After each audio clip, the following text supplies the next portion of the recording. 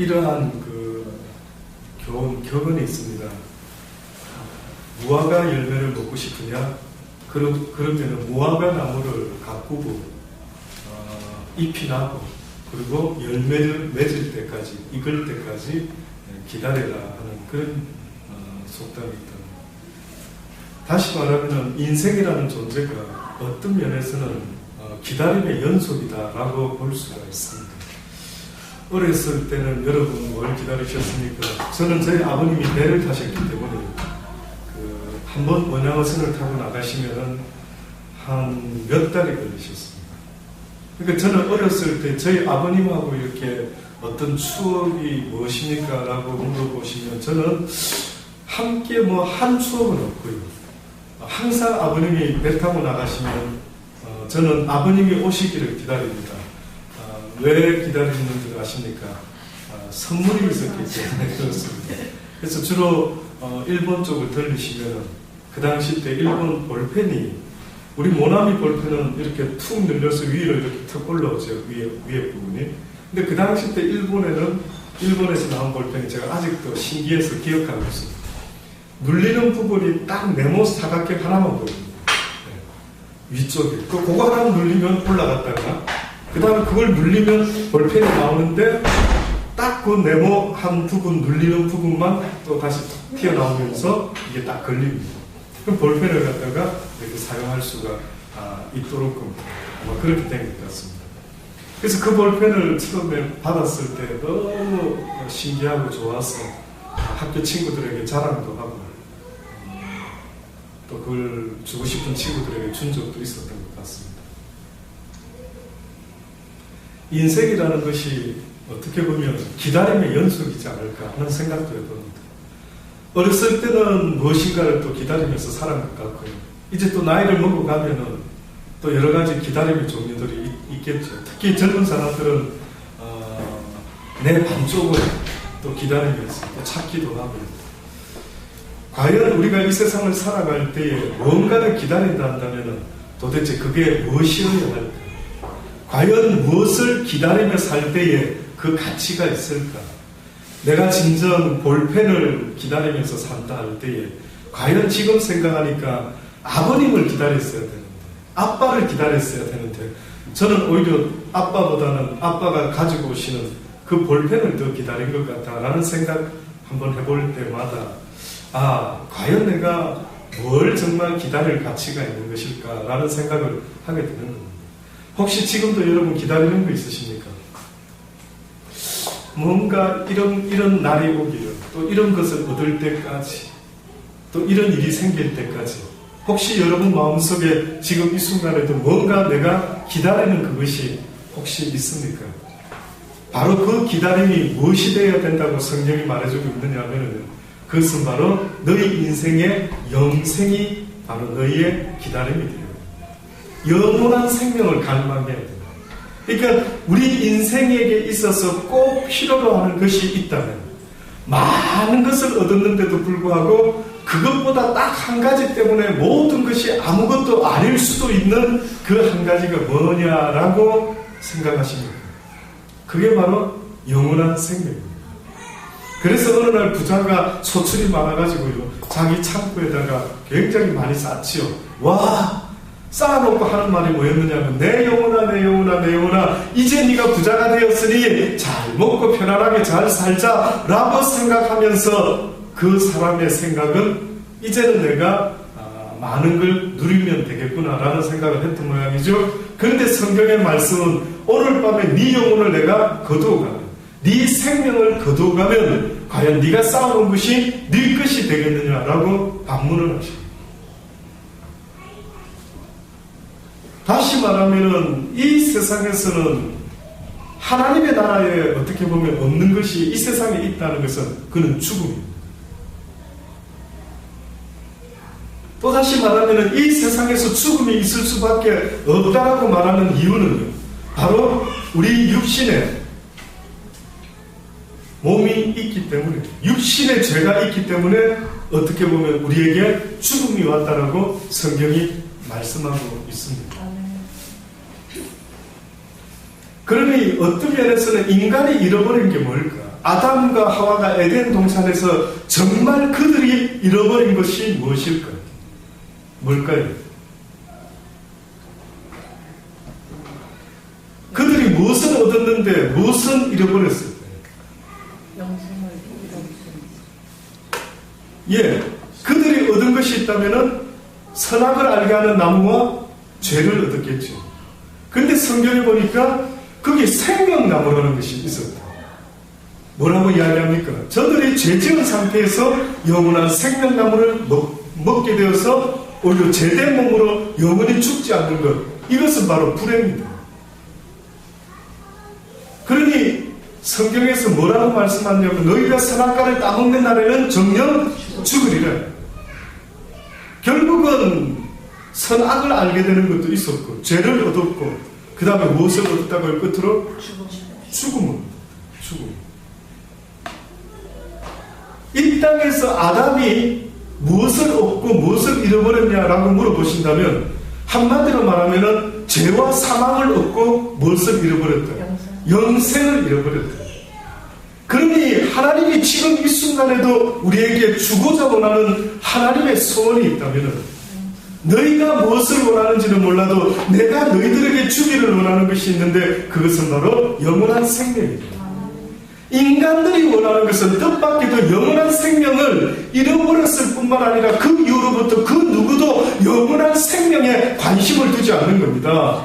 그러니 이 땅에서 그냥 먹고 굵고 짧게 살다가 인생 끝내는 거지 무슨 대단한 인생이 있어? 라고 하면서 수많은 사람의 머릿속에 누가 가르쳐주고 누가 그런 논리를 심어줬는지는 모르지만 여러분도 어느 때 보면은요 어디서 배웠는지도 모를 희한한 성경에도 없는 이야기를 마구마구 하면서 그게 인생이지 그거 어디서 배웠는데? 인생은 굵고 짧게 살다가 가는 거지 영생이 어디 있어? 천국이 어디 있어? 영원한 벌이 어디 있어? 어디서 그걸 배웠느냐고요? 누가 그렇게 너에게 가르쳐 줬느냐? 저는 하나님이 살아계신다는 게 너무나 감사합니다. 그분이 심판을 하신다는 것이 좀 두려운 마음도 없잖아 있지만은요 너무 감사합니다. 왜? 만약에 심판이 없이 이대로 인생을 살다가 정글의 법칙같이 양육강식으로 살다가 힘센 놈이 돈 있는 놈이 권세 있는 놈이 잘 사는 것으로 되는 세상이라 한다면은 너무나 불공평한 것 같았어요. 왜? 누구는 태어날 때부터 대통령의 아들로 태어나고 누구는 태어날 때부터 삼성그룹의 삼성여로 후계자로 태어나는 것 아닙니까? 이게 공평합니까? 이게 무슨 공평한 세상인데? 나도 내 부모를 선택할 수 있다면 기왕이면 권세 있고 돈 많은 사람을 한번 택해볼 의향이 있습니다. 이거 세상이 다 난다. 그러나 다행인 것은 이 세상에 그 모든 것이 다가 아니라 공평하신 하나님께서 모든 것을 공평하게 창조하셨다라는 그 말씀이 위안이 되고 또한 마지막에 심판이 있을 것이라는 그 말씀이 오히려 감사할 수 있는 겁니다. 우리 정오일 기도회 할 때 우리 집사님이 그러시더라고요. 목사님 언젠가 지지난 주에 설교하실 때 하나님은 공평하시다라고 말씀하셨죠. 예. 그 말씀이 와닿았다. 다시 말해서 늘 나는 생각할 때 왜 나는 이렇게 항상 불공평한 모습입니까? 어떤 사람은 사업도 잘 되고 공부도 아이들 잘하고 말도 잘 듣고 집도 크고 차도 좋고 또 그게 비해서 나는 왜 이렇게 하나님을 믿는데 이렇게 나는 가진 게 아무것도 없지? 하나님이 공평한 게 아니지 않을까요?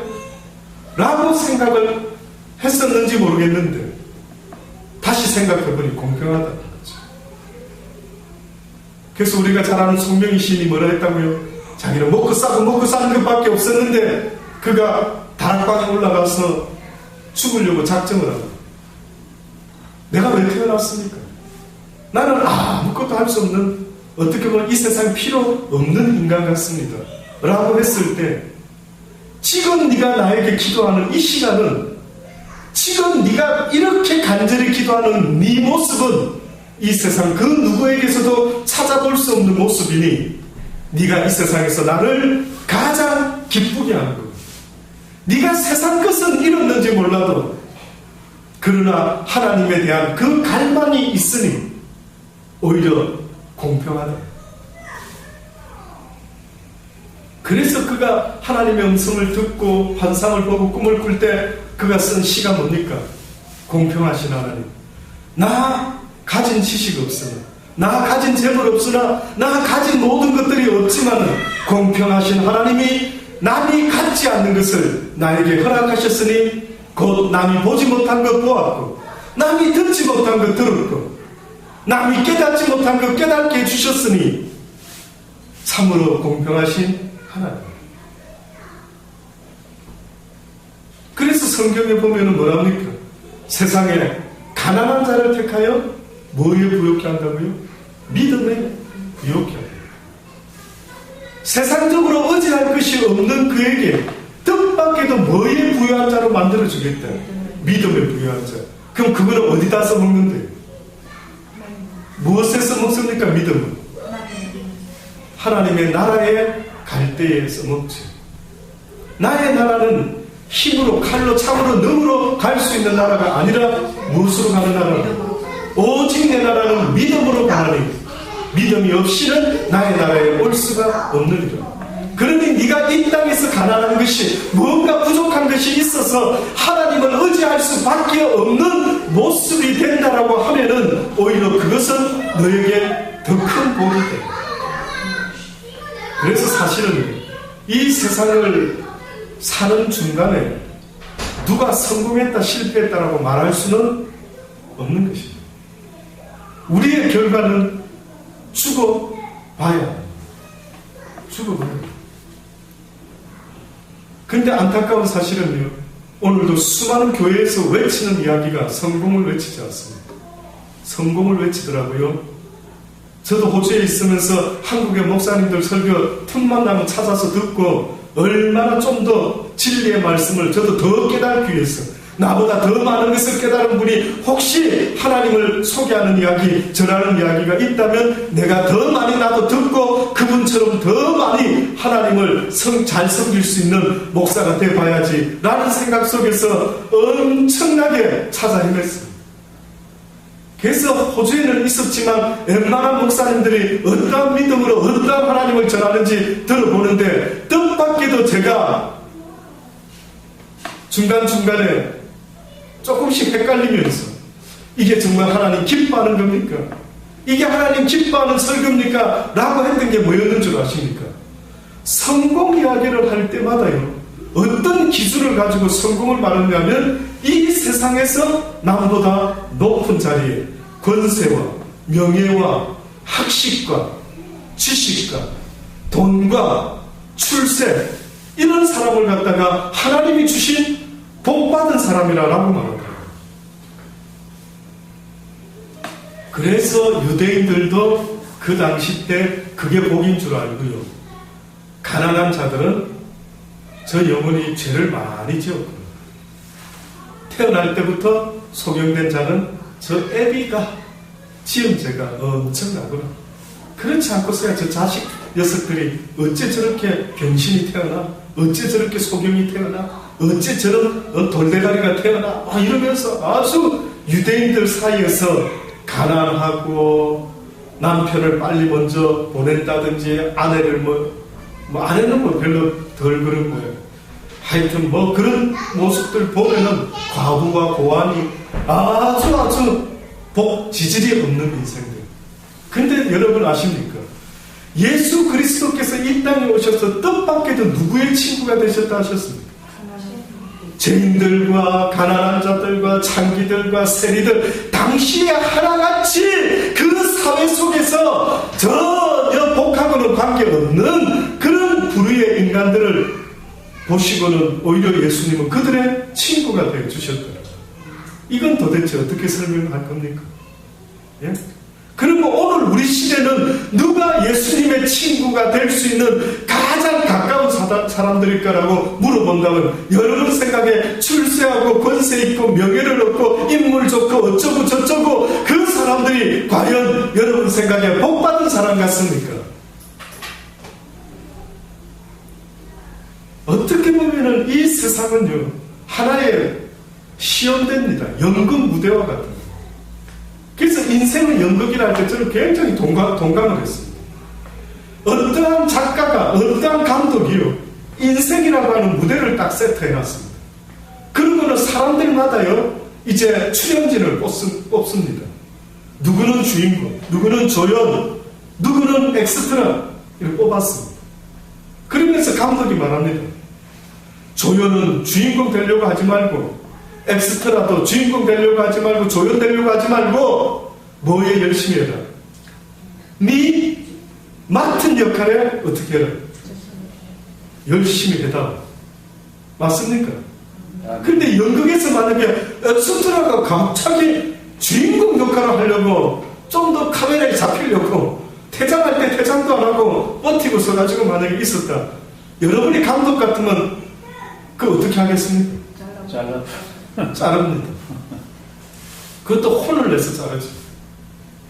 너한테 준 역할은 이건데 뭐 때문에 네가 남의 역할을 넘보고 남의 걸 부러워했냐. 그래서 성경에 보면 달란트 비유가 있는데 뜻밖에도 10달란트든 5달란트든 2달란트든 1달란트든 달란트를 줬을 때에 주인이 원한 것은 10달란트 5달란트 많이 받은 사람을 부러워해라고 했습니까? 부러워하지 말라고 했습니까? 부러워하지 말라. 그래서 그러셨는지 5달란트나 10달란트나 많이 받은 듯한 사람한테 똑같이 말씀하는데 네가 적은 일에 충성하였으니 내가 큰 것으로 너에게 맡기리라.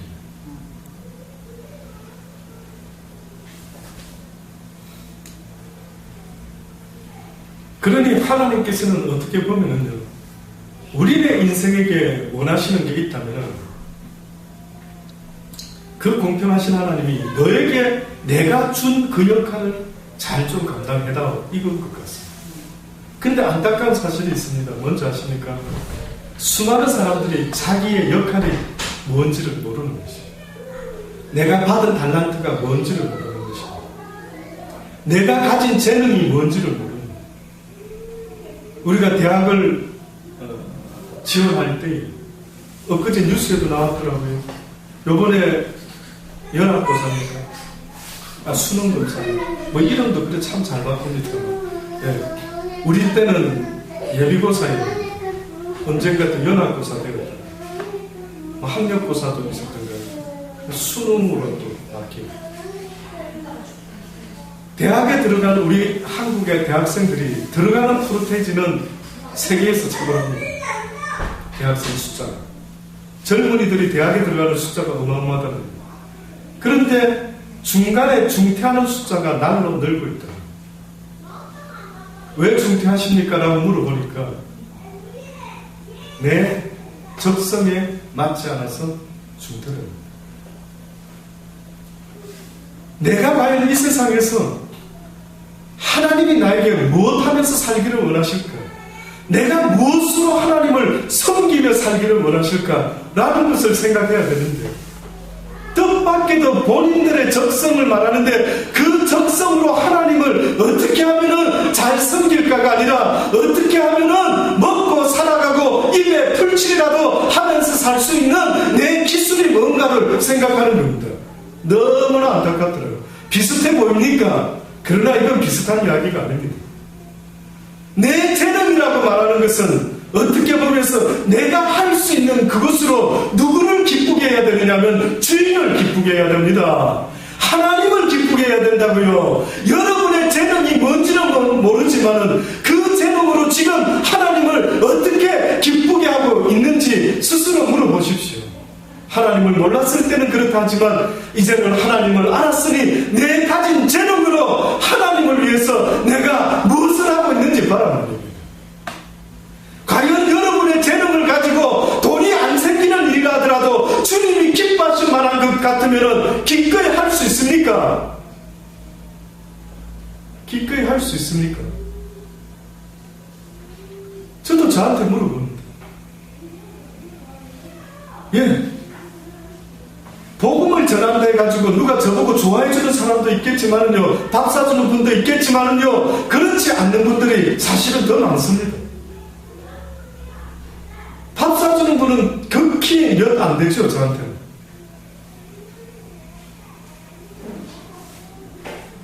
그럼에도 불구하고 하는 겁니다. 여러분의 재능은 그겁니까? 여러분의 재능도 그렇습니까?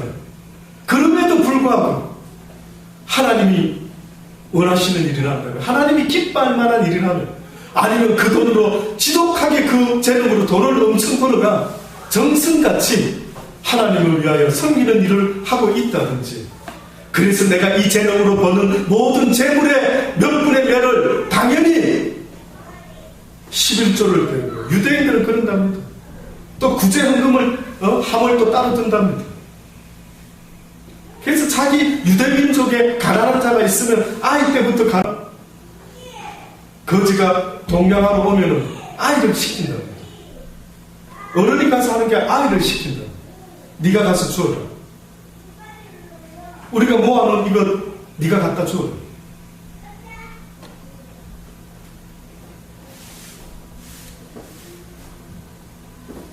이런 일들을 하기 위해서는 믿음이 필요하다. 이렇게 인생을 이제 깨닫고 살아가려고 할 때, 오늘 말씀에 보면 우리에게 구름같이 둘러싼 허다한 증인들이 있으니 모든 무거운 것과 얽매이기 쉬운 죄를 벗어버리고 인내로서 우리 앞에 당한 경주를 견주하라. 자, 이제는 하나님을 바라보며 주의 나라를 사모하며 허다한 하나님의 나라의 증인들, 쉽게 말해서 먼저 살았던 자들도 있을 수 있고, 아니면 하늘나라에 아마 천사들이 될 수도 있겠고, 허다한 증인들이 있다는 것입니다. 쉽게 말하면 지금 우리가 살아가는 이 삶의 모습을 어떻게 보면 지켜보는 이들이 있다는 그런 의미입니다.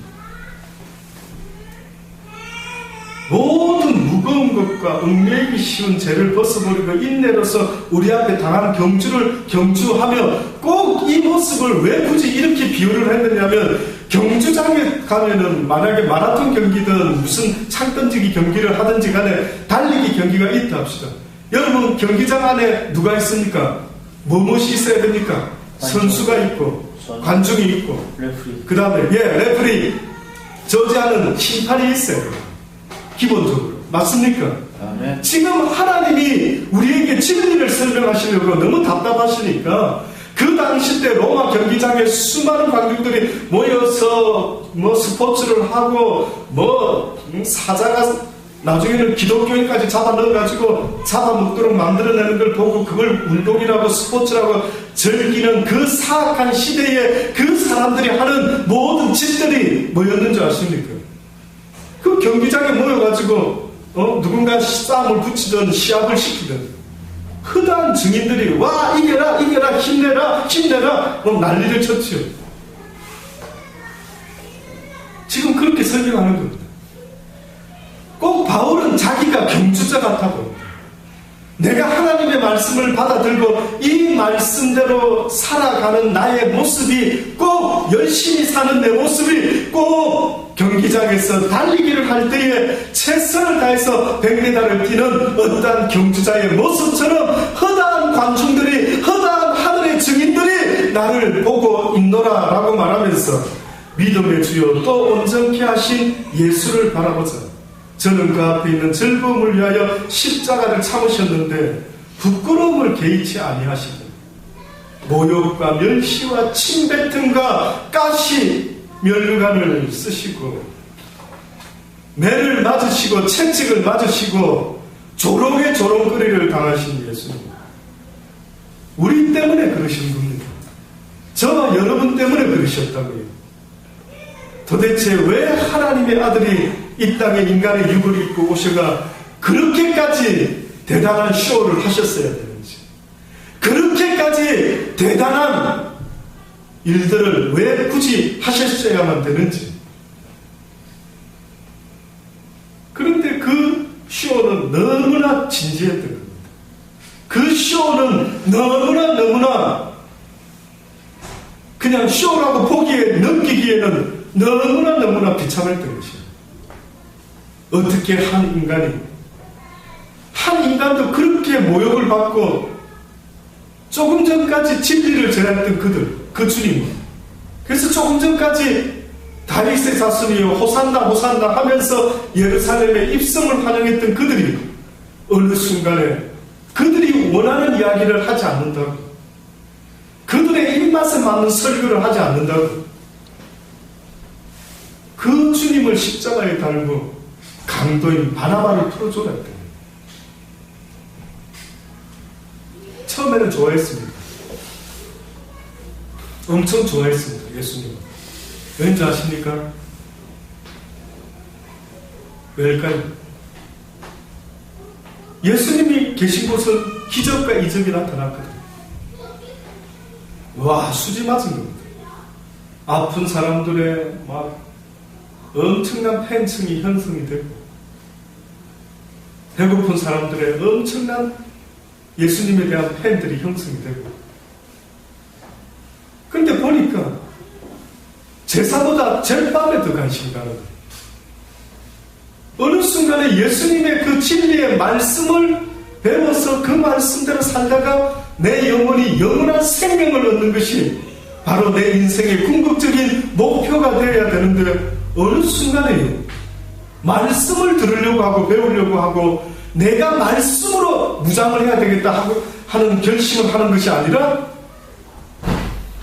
먹고 배부른 까닭에 육신을 위해서 예수를 믿기 시작했다. 오늘 우리 시대에는 없을 거예요. 오늘 어떤 사람은 큰 교회에 간다고 한답니다. 왜냐? 내 비즈니스에 조금이라도 도움이 됐으면 했어. 시드니에도 막 비슷합니다. 어느 곳에든 그런 사람들이 없지는 않는 것 같아요. 아주 그래도 일리는 있죠. 기왕이면 내가 언제 그렇게 많은 사람들 무리 속에 한 멤버가 될까? 멤버가 되어서 할 수만 있다면 내가 하는 비즈니스를 부지런히 알려서 조금이라도 도움이 될 수 있도록. 예, 그럴 수 있죠.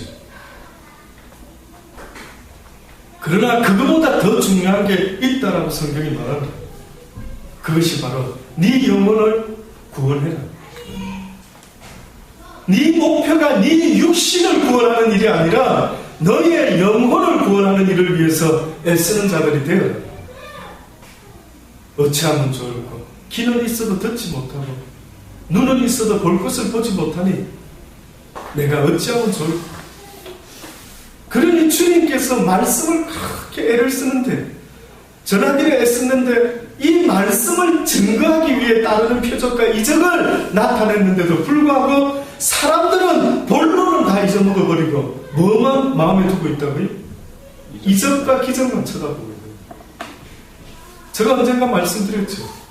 이 옆에 교회는 이적과 기적이 막 일어나고, 만약에 우리 교회는 그냥 하나님 말씀만 가르치는 교회다, 사랑만 가르친다, 복음만 가르친다, 아무런 이적과 따르는 표적 없이, 만약에 여러분 같으면 어느 교회 가겠습니까? 말씀 있는 교회만. 예, 우리 한집사님은 예외거든요. 또요, 여러분은 어디 갈 것 같습니까?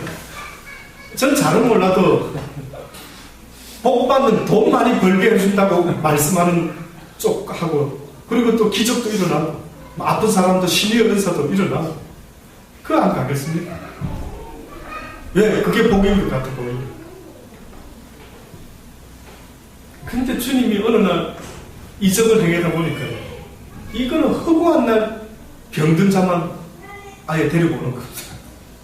복음을 들을 생각을 안 하고 병든 사람, 절름뱅이, 막 안전뱅이, 소경, 중병, 그러면 여러분 한번 상상, 저는 처음에 뭣도 모르고요. 나에게도 주님 따르는 표적과 이적으로 신유의 은사가 좀 일어나면은 나 금방 막 일어나는 목사 되고 막 부흥 강사 되어서 제가 아는 주님을 온 세상 마음껏 포옹하게 멋지게 능력으로 증가할 것 같아요. 그래서 저는 그게 능력인 줄 알고 그 능력 달라고 엄청 기도를 했습니다. 근데 어느 날 그런 거 그만 구하지 그러시는 거예요. 그만 구하라는 거예요. 놀랐습니다. 어떻게 이렇게 나한테 말씀하세요? 내가 주를 위해 구한다는데 어째서 그만 구해라는 거예요. 그때 주님께서 나를 위해서 정말 그걸 구하냐? 아니면 너를 위해서 구하고 있냐? 네가 생각하는 최고의 능력의 기적 뭐냐? 죽은 사람이 살아나는 거다. 그래? 네가 생각할 때도 죽은 자를 이렇게 세우면 최고의 능력이라고 믿으십시 않겠어? 예. 귀한 은사를 주시려면 죽은 자를 막 살려내는 엘리야와 같이, 엘리사와 같이, 예수님과 같이, 베드로 사도와 같이, 하여튼 죽은 자 한 번이라도 살린 그들과 같이 그런 능력을 내게 주시옵소서. 그때에 뜻밖에도 하신 주의 말씀이 뭔 줄 아십니까? 나는 누가 내 진리의 말씀을 가지고 죽은 영혼을 살려낼 자가 있을까? 누가 그 일을 할 수 있을까? 누가 죽은 영혼, 거의 피 흘리고 죽어가는지도 모르는 저들, 자기들이 지금 어느 길로 가고 있는지도 모르는 저 눈먼 자들, 저 김은 자들, 육신의 귀와 눈은 있어도 영적인 귀와 눈이 없는 저들, 그래서 들을 귀 있는 자는 들으라고 성경 중간중간마다 말씀하셨던 그 말씀의 의미가 뭔 줄 아십니까?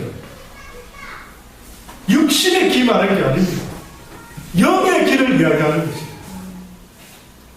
지금 이 시간에도 여러분, 육은 여기 앉아있지만요, 육신의 생각이 지금 여러분을 계속해서 공격하는 거 못 느끼십니까?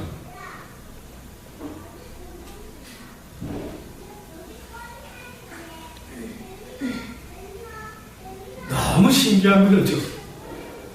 다른 거는 집중을 잘하는데 하나님 말씀을 읽는다든지 듣는다든지 그 말씀대로 지켜 행하려고 할 때에 굉장한 집중력이 요구되는데, 너무 신기한 거는 다른 거 할 때는 엄청 자기가 생각해도 집중력이 뛰어난 것 같은데, 성경을 읽는다든지 말씀을 듣는다든지 이제 이 말씀대로 행하며 살아야 되겠다라는 이런 결심과 애씀에 있어서는 너무나 풀린 겁니다. 놀랍지 않습니까? 놀랍지 않습니다. 그러니 성경에 보면은 하나님 하자도 모르는 사람도 있지만, 그러나 하나님에 대해서 알기는 잘 아는데 그 말씀대로 지켜 행하지 못하는 믿음을 가진 자들이 있다라고 성경이 말하지 않습니다. 그래서 마지막 때에 하나님이 기뻐하는 믿음은 무슨 믿음인 줄 아십니까? 한번 따라하시면 됩니까? 인내하는 믿음을 가지자. 인내하는 믿음을 가지자. 무슨 믿음요? 인내하는 믿음. 믿음이 믿음 되려고 하면은, 다시 말해서 내가 이제는 이 말씀을 믿습니다라고 하려면은 이것을 행동으로 옮겨야 되는데, 어떤 마음이 필요하냐면 인내의 마음이 있어요. 정오의 기도회 때도 몇 번을 말했죠. 성실한 자, 정직한 자는 인내가 따라주지 않으면 안 됩니다. 꾸준히 성실한 모습을 가지고 하나님 말씀대로 살겠다라고 할 때, 그 믿음의 삶을 산다고 할 때에 믿음이라는 것은 믿음의 삶으로 나타나야 된단 말이죠. 한편 강도와 같이 지금 당장 죽는 순간이라 한다면은 행위는 없었지만은 상급은 없겠지만은, 그러나 주여 믿습니다, 이 말 한마디로 천국을 갈 수 있겠지만은, 그러나 내가 주를 믿고 앞으로 살아야 될 삶이 남아있다라고 전제를 할 때에는 믿음이라는 단어보다 믿음의 삶을 살아야 된다. 또다시 말하면 예수를 모르는 사람에게는 그 믿음의 삶이 무엇인지를 가르쳐줘야 되고, 이제는 믿습니다라고 고백하는 그 순간부터는 그는 믿음의 삶으로 내 믿음을 보여줘야만 되는 거예요. 아멘. 어찌 말로만 그러는 거예요? 어찌 행함이 없는 거예요? 그러니 사단이가 좋아하는 게 뭔지 아십니까? 악한 영들이 좋아하는 게 뭔지 아십니까? 그래, 믿어라 믿어, 아멘 해라 아멘, 할렐루야 해라 할렐루야, 교회 열심히 다니라, 교회 부지런히 쫓아다니라, 옳지, 옳지. 딱 한 가지는 하죠. 그러나 그렇게는 살지 않아도 된다. 교회만 다니면 되지. 그래서 배운 것대로 살 필요가 없어. 그렇게 살다가는 쪽박차기 딱 알맞지. 더 독하게 돈 벌어야지. 왜? 헌금하잖아. 더 많이 벌어. 애써서 열심히 독하게 잔인하게 양심도 좀 적당히 속여가면서 어느 순간에 나라는 인간을 어떤 사상이 지배하고 있는지 못 느끼십니까? 나를 누가 주관하고 있는지 그렇게 못 느끼십니까? 저는 사업하는 분들 그런 소리 많이 들었습니다. 옛날부터 시드니에 와서 사업하는 사람들 통해서부터 시작해서 시드니를 가기 전에부터 많이 들은 이야기가 뭔지 아십니까? 교회에서 가르쳐주는 대로 살다가는 비즈니스 제대로 돼? 어떻게 이렇게 할 수 있어? 그래서 제가 가만히 지금 생각해보니 그런 멋진 논리는 어디서 배운 거지? 그런 희한한 논리는 어디서 배웠지? 그래서 하나님이 가슴을 치고 있는 겁니다. 이 땅에 누가 내 말을 듣고 깨달아서 믿고 믿음으로 사는 자가 있겠는가? 가나안 땅에 들어간 사람이 누구밖에 없었다고요? 여호수아와 갈렙. 아버지 너무하네. 어째서 겨우 그 수백만의 사람이 나왔거든요. 수백의 백성들이 출애굽했는데 그 중에 가나안 땅에 들어갈 수 있는 정도의 믿음을 가진 사람이 2사람밖에 없다면 이게 도대체 심각 안 할 수가 없는 거죠. 누가 교회만 열심히 다니면 가나안 땅에 천국에 간다고 말했을까? 어떤 목사가 어떤 녀석이 그렇게 가르쳤을까? 예? 누가 그런 식으로 목사 말 잘 들으면 천국 간다고 누가 그렇게 가르쳤을까? 목사 입에서 하나님 말만 나온다면 예, 그 말은 들으라. 그러나 성경에 뭐랍니까? 그 바리새인과 율법학자들이 말하는 그 말을 귀담아 듣고 배우라. 그러나 그들의 행실은 본받지 말아라. 예, 만약에 여러분이 주변에 어떤 목사가 말은 유창하게 잘했는데 설교는 가슴에 팍팍 와닿게 멋지게 했는데 그의 행실을 보니까 뭔가 좀 냄새가 비즈니스맨 같기도 하고 뭔가가 가난한 내가 가까이 가기에는 너무나 높아 보이는 저 목사님, 그의 말은 하나님 말이라면 귀담아 들으라. 그러나 그의 행실은 본받지 마라. 가난한 자들을 사랑할 줄 모르는 그 마음은 본받지 마라. 자기가 잘난 척 뽐내는 그 마음은 본받지 마라. 자기가 섰는 줄 알고 믿음을 자랑하는 저들을 본받지는 말아라.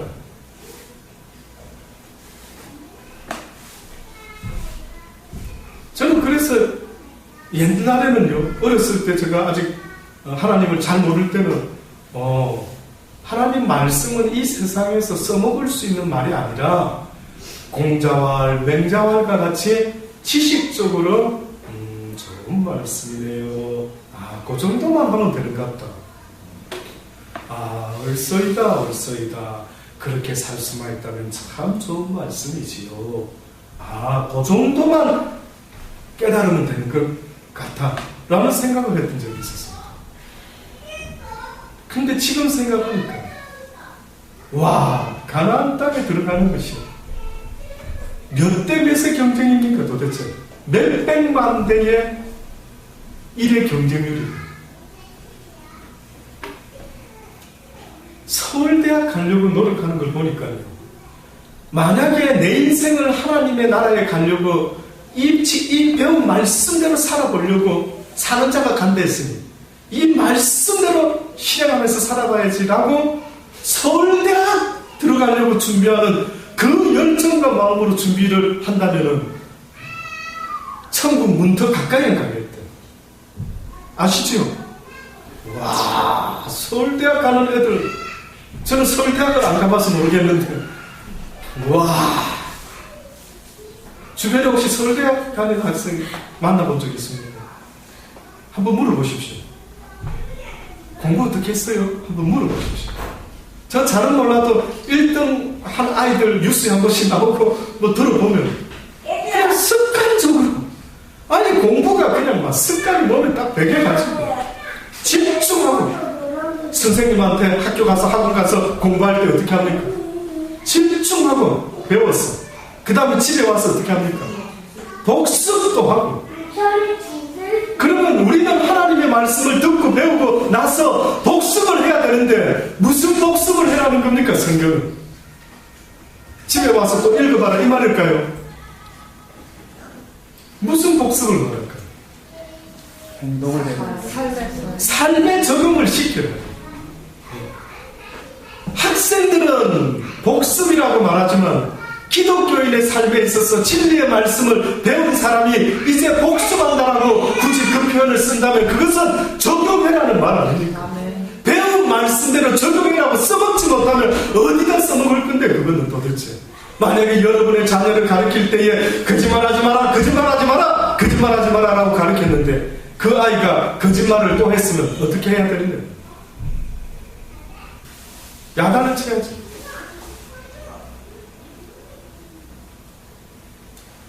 이 길을 가기 위해서 이제 인내의 경주를 한답니다. 쉽지 않답니다. 말씀대로 살려고 할 때에 주변에서 얼마나 많이 태클이 들어오고, 사람이 태클 거는 거 있다 하지만 사실은 사람이 나를 갖다가 힘들게 하는 게 아니라 영적으로 악한 자들이 사람을 통해서 나를 괴롭히고 있는 겁니다.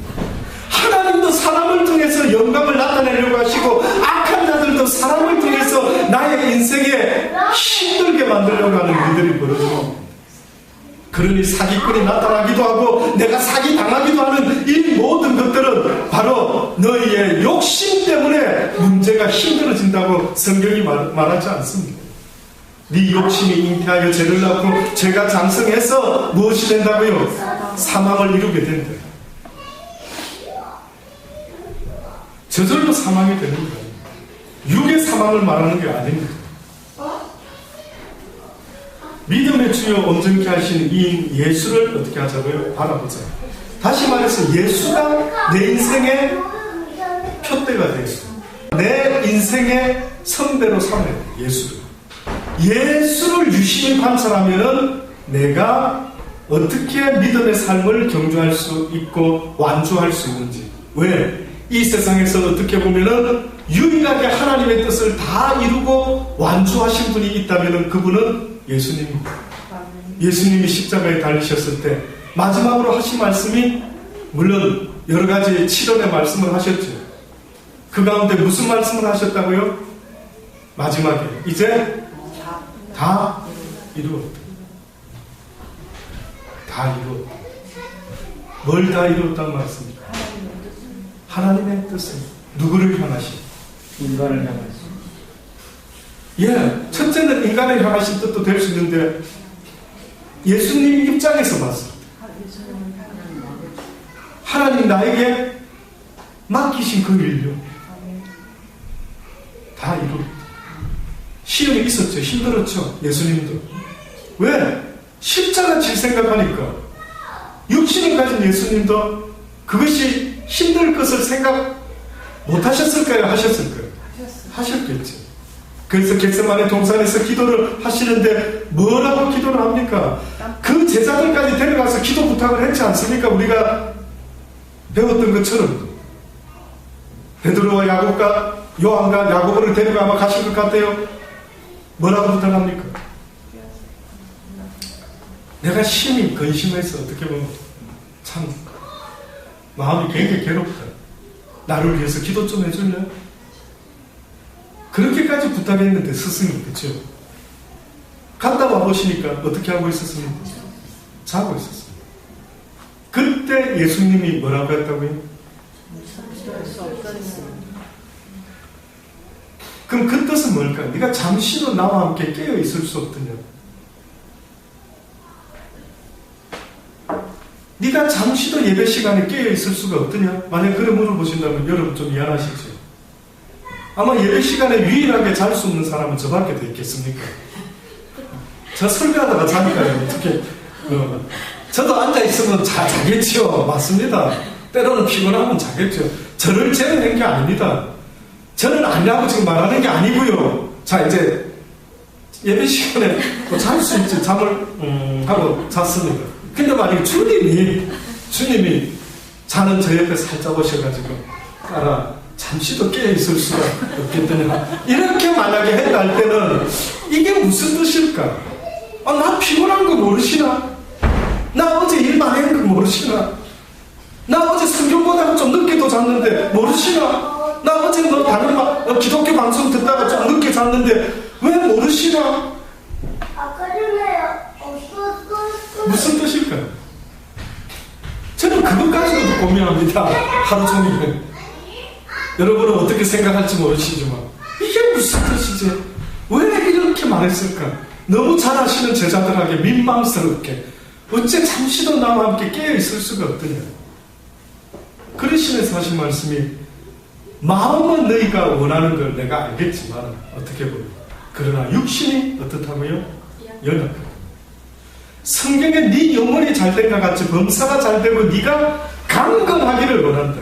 쉽게 말하면 네 영이 육을 이기기를 원한다. 네가 깨어있고 싶다라고 하면은 깨어있을 수 있도록 네 육이 따라줘야 되는 것인데 어떤 면에서는 영이 육의 피곤함에 지고 말았다. 그래서 육적인 것도 관리를 잘 하셔야 돼요. 그래서 주님이 육을 너무 피곤하게 만드는 것도 안 된다는 겁니다. 다 제가 겪어본 겁니다. 하도 주의를 받아본 겁니다. 네? 제발 네 육을 피곤하게 만들지. 돈을 더 벌기 위해서라 할지라도 네 육신이 피곤하게 되면은 영적으로 깨어있고 싶어도 육에 한계가 있기 때문에 안 된다는 것입니다. 그래서 언젠가도 제가 여러분 말씀드린 대로 제가 옛날에 성악을 대학을 시작할 때에 레슨 1시간을 받으려고요. 와, 레슨이 만약에 아침에 9시든 10시에 있다면 아침 일찍 새벽에 목욕탕에 갑니다. 갔다 와서 내근 하기 때문에 또 잠깐 새잠을 조금 잡니다. 그리고 아주 좋은 컨디션과 몸을 풉니다. 그러고 나서 이제 레슨 받으러 갑니다. 그 짧은 3-40분 레슨을 받으려고요. 제가 지금 살면서 과연 내가 무엇을 위해서 그렇게 준비를 해본 적이 있을까? 내가 누구 만난다고 그렇게 준비를 하면서 만반의 준비를 하고 목욕 재개를 하면서 만난 사람이 세상에 누굴까? 뜻밖의 저는 그 성악가 교수님이셨어요. 이보현 교수. 아직도 이름도 있지 않습니다.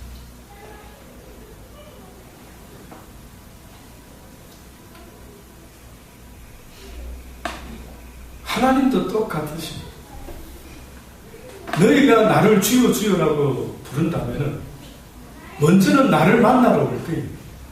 나를 만나러 올 때 최소한 네가 무엇으로 준비해야 될지를 돌아봐.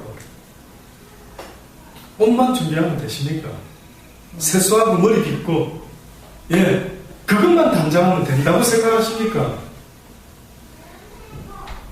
정신없이 허겁지겁 피곤에 지쳐서 이것조차도 하나님은 우리에게 지적하십니다.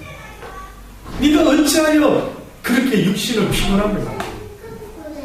언젠가 분은 누구였습니까? 이름 기억에 누가 예수님이 그랬어요. 바울이 설교할 때, 베드로가 설교할 때 설교하다가 졸다가 2층에서 떨어져서 죽은 사람이 있었죠. 유두보? 유두보 맞죠? 유두보. 왜 떨어졌을까요? 성경에는 없습니다.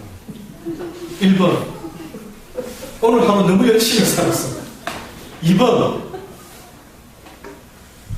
베드로 사도의 설교가 너무 졸려서. 3번 모르겠다. 여러분이 그 자리에 갔었으면 어땠을 것 같습니다. 너무 피곤한 것도 안 되는 거예요. 너무 피곤해요. 그러니 저는요, 여러분이 아주 맑은 정신일 때, 아주 내 하루 일과 중에 가장 컨디션 좋은 때 그때 성경책을 읽을 수 있게 되기를 주의 이름으로 점잖게 권면해 드립니다. 예. 저 화가 나면은 좀 경고를 하겠죠. 근데 점잖게, 정말로 제가 젠틀하게, 아직 기회 있을 때, 하나님이 혼내시기 전에 점잖게 말할 때 가장 기분 좋은 시간을요, 하나님과 데이트하는 시간을 만들어요. 저는 사실 개인적으로 신학교 다닐 때 저희 집사람은 사모는 캔틴을 운영했었습니다. 그래서 저는 신학교 시절에 진짜 영화에나 나오는 듯한 그런 어떤 것 같습니다. 지나고 보니까 온 가족이 아이들하고 신학교에 출근을 합니다. 등교를 합니다. 저는 강의실로 올라가고 저희 아내는 매점으로 향하고 저희 아이들은 그 안에다 풀어놓습니다. 그래서 이제 매점에 가서 하고 저는 이제 점심때까지 공부를 하다가 이제 점심시간 되면 가장 서둘러서 매점으로 달려갑니다. 그때부터 주로 저는 칩스를 튀기기 시작합니다. 그래서 칩스를 튀겨서 놓기도 하고 제가 맡은 몇 가지 제가 할 수 있을 만한 거 굳이 아내가 안 해도 될 만한 거 제가 준비를 합니다. 그럼 점심시간에 학생들이 우르르 몰려 나오죠. 서빙을 합니다. 서빙하는 중에 어떤 외국 학생들은 아저씨, 영어를 했습니다. 한국말로 아저씨 한 게 아니고 영어로 부릅니다. 불러서 화장실에 티슈가 떨어졌어요. 쫓아가서 티슈 갖다 주고 화장실에 뭐가 문제가 있어요. 걸레를 들고 가서 청소도 하고 네, 그렇게 그곳에서 나름대로 애를 쓰면서 보내드렸습니다. 제가 이전에 무슨 이야기를 했었죠? 갑자기 제가 제일 좋은. 제일 좋을 때. 감사합니다. 예. 막 힘들었지 않습니까? 저도 공부하려, 막 매점 일하려, 이제 좀 뜸할 때 청소하려, 어차피 떨어진 건 놓고요. 그렇게 공부했습니다. 예, 잘리면 한국 돌아가면 너무 창피할 것 같아서 기를 쓰고 공부도 안 잘리게 페일 안 되게. 왜? 등록금과 비자가 연결이 되어 있기 때문에. 한강은 누락하면은 한 학기 비자 연장과 더불어서 등록을 해야 되니 엄청난 부담이 됩니다. 기를 쓰고. 그때 저에게 가장 좋은 시간이 있었습니다. 그것은 바로 이제 학생들이 다 집으로 어느 정도 가고 조금 조용한 해질 무렵의 시간. 저는 너무 좋아합니다. 저 개인적으로 누가 만약에 해질 무렵에 저한테 갑자기 누가 목사님 커피 한잔 하시는 저는 무조건입니다. 무조건. 예. 거의 특별한 설교를 하고 있는 중이 아니다 한다면요. 너무 좋아합니다. 왠지 그게 그래 좋아요. 그 습관이 된 것 같습니다. 해질 무렵에 붉은 노을 속에서 그때 제가 매점에 있다 보니 과자도 있겠다, 먹을 것도 좀 있겠다, 커피도 항상 있겠다. 그냥 딱 이제 그때 커피 한 잔 다 같이 그때 이제 마칠 시간, 하루가 끝나는 왜 기분이 그래 좋죠? 저한테는 그 시간을 저는 아주 즐겨드렸습니다. 그 시간에 생각도 하고 명상도 하고 오늘 배운 신학 공부도 생각도 해보고 성경 말씀도 떠올려보고 그 시간을 그렇게 혼자서 특히 누구랑 같이 있는 것보다 나름대로 혼자 이렇게 습관이 된 것. 여러분은 어느 시간에 나는 시간이 있습니까? 아마 주님은 이렇게 말씀하고 싶을 겁니다. 사랑하는 딸 아들아, 나와 데이트할 수 있는 시간을 좀 내지? 시간 좀 만들지?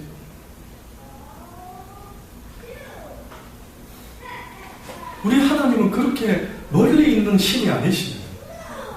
그저 나와 친해지고 싶으시고 나와 가까워지고 싶으시고 나를 사랑하고 싶으셔서 나를 만드신 그 아버지, 그 하나님.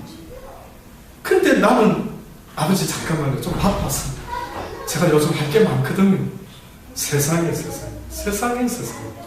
어째 이런 희한한 일이 있었습니까?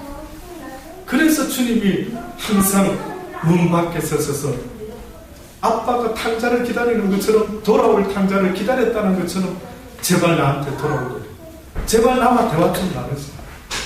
제발 나와 대화를 나누자. 믿음의 주여 온전케 하신 예수를 바라보자. 저는 그 앞에 있는 즐거움을 위하여 십자가를 참으셨다. 이 땅에서 주의 말씀을 붙잡고 살아간다는 것은 때로는 힘들고 어렵지만 그러나 그 길만이 영원한 생명을 얻는 길이라고 말씀하시면서 나는 너희들에게 생명을 주기 위하여 십자가에 달려 죽어줬으며 너희는 얻은 그 생명을 잃지 않게 위해서 나와 같이 나처럼 이 십자가의 길을 잘 완주해가고 그래서 내가 다 이루었다라고 말한 것처럼 너희도 다 이룰 수 있기를 원한다는 걸 알고 있습니다. 너희가 피곤하여 낙심치 않기 위하여 죄인들의 이같이 자기에게 거역한 일을 참으신 자였습니다. 너희도 살다 보면은 이 주의 길 못 가도록, 이 좁은 길 못 가도록, 이 시온의 대로를 못 가도록 너희를 넘어뜨리려고 하고 힘들게 하는 어떤 일들 때문에 낙심하고 좌절하고 힘들어하지 말아라. 죄인들의 이같이 나를 위해서도 이같이 기다려 주셨던 그것을 기억하라. 참으신 자를 생각하라. 너희가 죄와 싸우되 아직은 어디까지는 대항하지 않을 것 같아요. 피 흘리기까지는 대항하지 않아요. 너희가 예수처럼 그 믿음을 지키려고 피 흘리기까지 대항해봤나?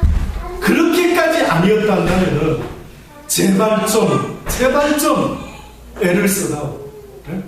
기회가 있을 때 정말로 중내산에 공산주의자들이 쳐들어왔을 때에 예수 믿으면 죽인다 살린다 할 때에 그런 상황이 아닐 때에 오히려 너희가 힘써서 정말 피 흘리기 싸우기까지 주의 뜻을 이루기 위해 주신 생명 잃어버리지 않기 위해서 그 영생의 길을 쫓아갈 수 있는 그러한 자들이 되어달라고 오늘도 말씀하시면 잊지 마시고요.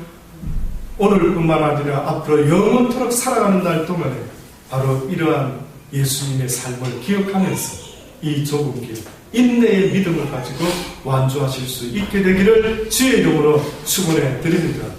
기도하시겠습니다. 하나님 감사합니다. 그렇습니다. 그렇게 살아가기를 원합니다. 보통으로 신앙생활을 해서 되는 것이 아니라 심지어는 피 흘리기까지 싸워야 되는데 아직도 피 흘리기까지 싸우지 않으면서도 하나님을 믿노라 하고 있으니 믿음의 행위라는 것은 결국은 영적인 싸움을 싸운 승리자들의 것이라는 사실을 다시 한번 명심할 수 있도록 도와주옵소서. 피 흘릴지라도 싸워 승리하게 하여 주옵소서. 주의 말씀을 지키며 사는 것이 이 땅에서 굉장히 힘들고 때로는 나에게 손해가 올 수도 있는 일이라 할지라도 이거 한 개밖에 없어. 내 목숨을 걸고 피 흘리기까지 주의 생명의 말씀을 지키게 하여